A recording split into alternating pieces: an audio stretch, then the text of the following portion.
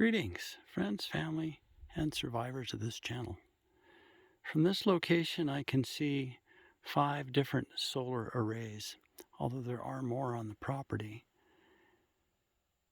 And I wanted to talk about why we first went to solar. I knew what was coming years ago, back in 2014. The handwriting was on the wall, but the question was how to get off grid. And I did a lot of research on it, and I had been off-grid many years before with flooded lead-acid batteries.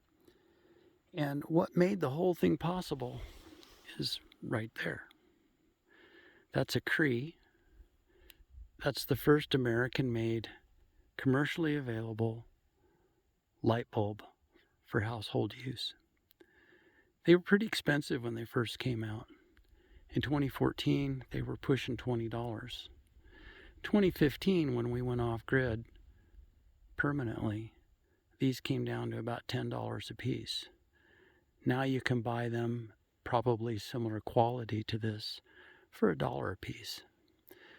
But it was the availability of inexpensive LED lighting.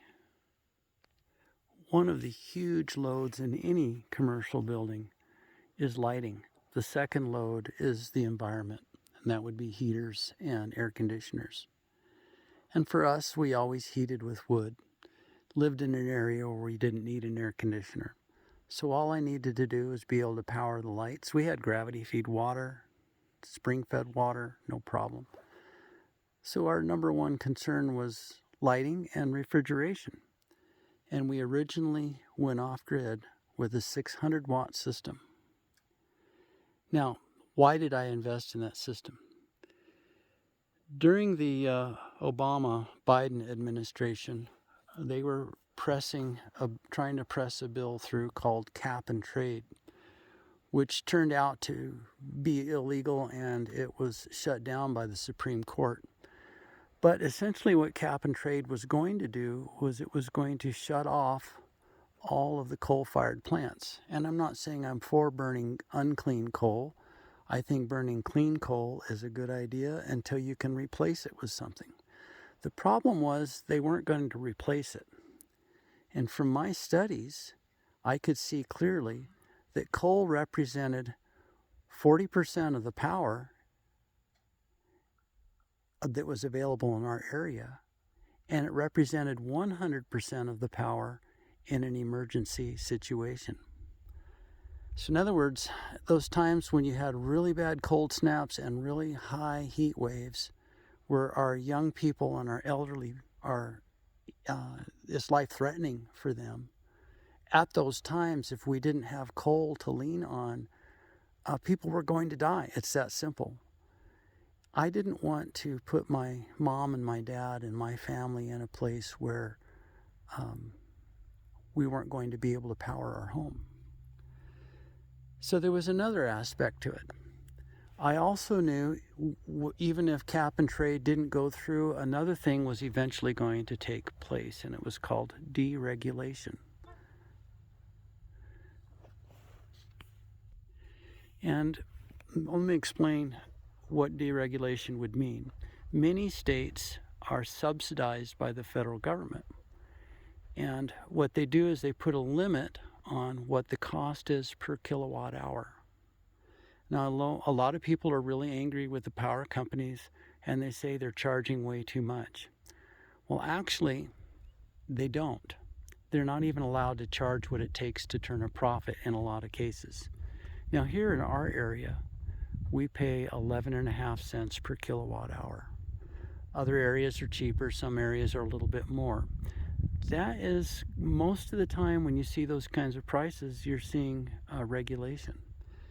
Now, over the southern border down in California, where my uncle lives, they deregulated his area. And they don't pay 11.5 cents per kilowatt hour. They pay 36.5 cents per kilowatt hour. Well, I knew we couldn't afford that. So if our area deregulated, and the truth is, at some point, the federal government can no longer continue to give what appears to be a form of welfare to the states to keep the power grid up. At some point, they have to be able to charge what it takes to stay above water, right? So deregulation is a possibility. I know Canada, if you go up and look and see what they're paying in Canada, it's called hydro, their hydro bill up there. I don't know what it is, but I know it's over 30 cents in some of the areas of the people that I've talked to. And that's very, very expensive. So if you had for us, if they deregulated, you'd go from 11.5 cents per kilowatt hour to 36.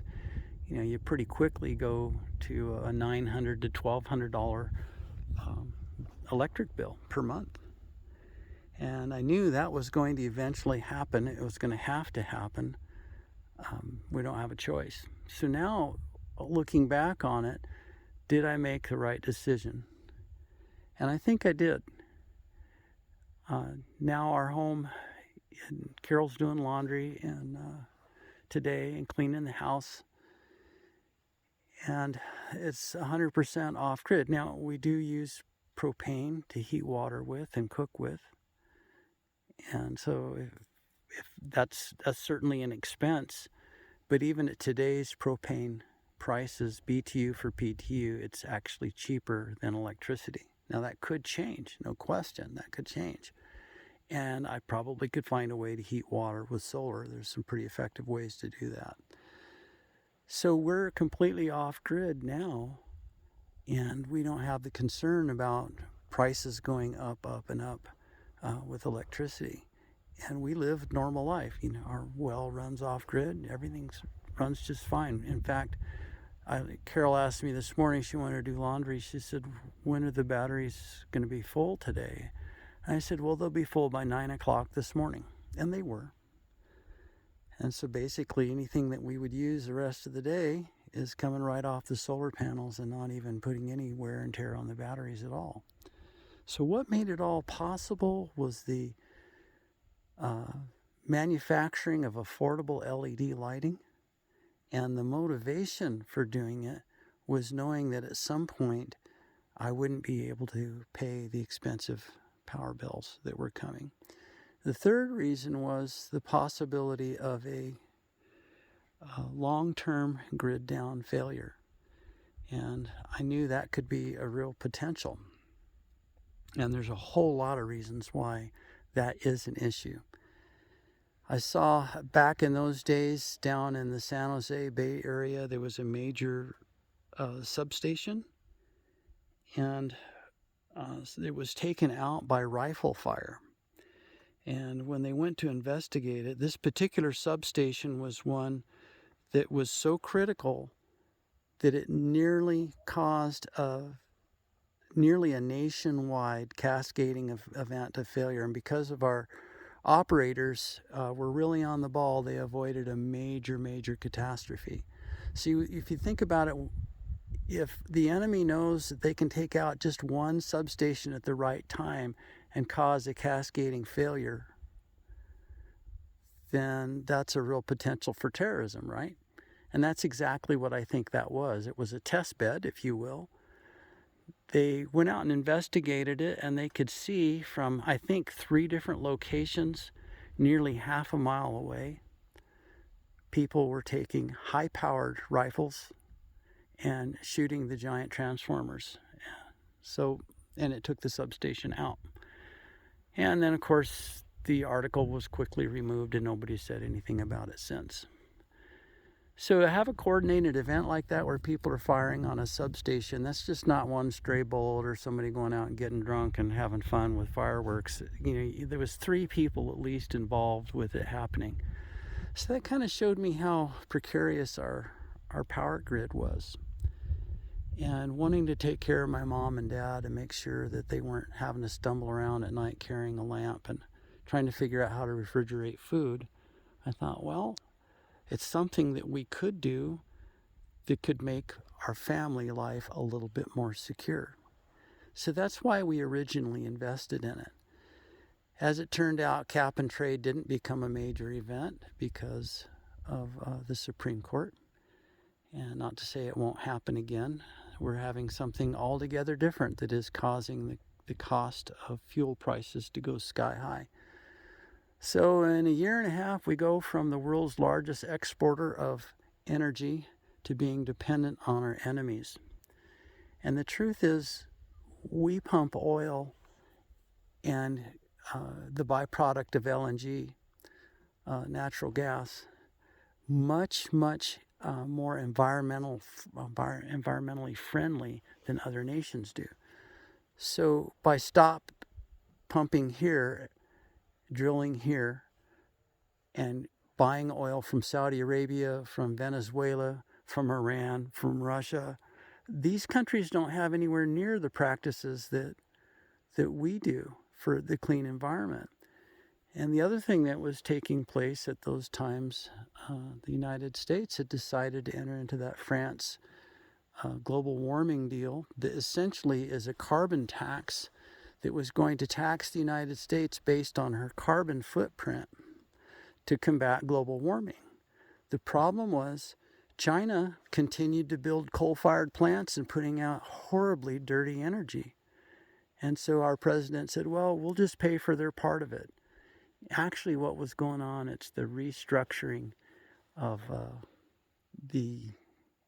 well, if you want to do a little research on it, just research the Great Reset.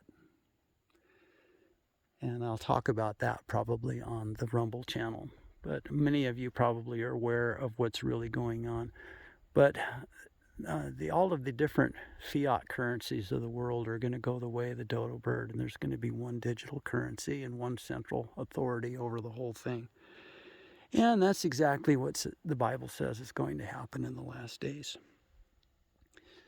So we went off-grid in 2015. I was off-grid before that, but we've been off-grid since 2015. And what I didn't know is all of those motivations that I talked about, the cap and trade, the deregulation of power, the possibility of a long-term grid failure, none of those were actually the real reason why we did it.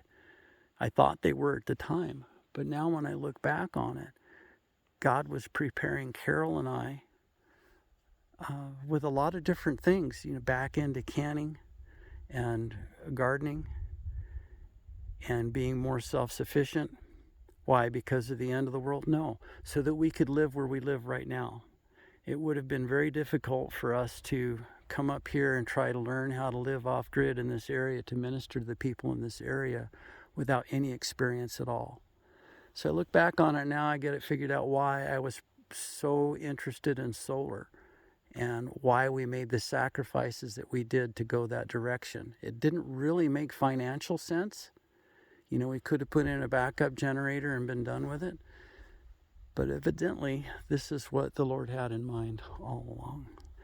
And then when I get up here, I find out there's a whole lot of people up here that are really in a bad situation because they don't know how to put in their solar systems. And I saw a system the other day. I'm going to go help them out. Hopefully I'll get to videotape it. I think there's 3 or 4 different systems I'm going to be working on for people.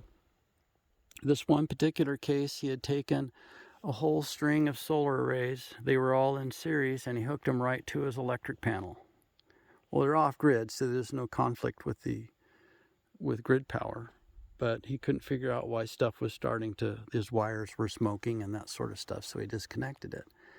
So there's that kind of ignorance, and I don't mean ignorance in a bad way. It's just simply people don't know, so they try to do it by themselves. They don't know who to ask. There aren't any solar contractors that are going to come out here, none, unless you were going to put in a commercial solar field or something like that. It's hard enough to even get a plumber out here or an electrician. They just won't come out here. So I've got a lot of situations here where people need help, and it's interesting. I have developed those skills now to help people with simple solar power systems. So number 1, they can have lights, and number 2, they can have refrigeration. And what I hear all the time is, my food's going bad all the time. because they can't run their generator enough. And this one person that I'm going to be helping, he has a $650 a month gasoline bill for his generator. Wow. That's crazy. So, yeah, that's why we went off grid. And I think even though my motives may not have been real accurate or even noble, but in the end, God used it for His glory and a way where we're able to help the people and be here in an off-grid location. I hope that helps somebody. Be happy to answer questions, anybody, if you have them. Have a blessed day.